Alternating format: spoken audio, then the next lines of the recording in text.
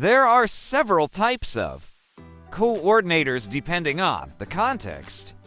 Project coordinator manages the planning, coordination, and execution of a project.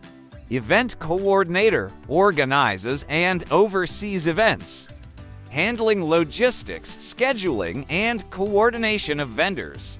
Sales coordinator supports the sales team by managing schedules, handling customer inquiries, and coordinating sales activities. Administrative coordinator handles administrative tasks such as scheduling, meetings, managing files, and supporting office operations. Marketing coordinator assists with marketing, campaigns, coordinates, promotional activities, and helps with market research.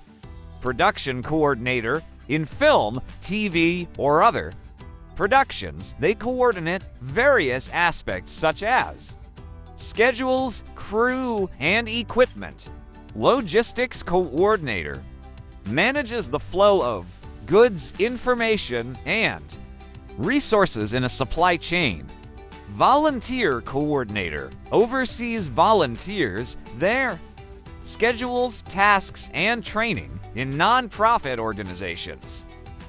HR coordinator assists with human resources, tasks such as recruitment, onboarding, and employee relations. These are just a few examples as coordinator.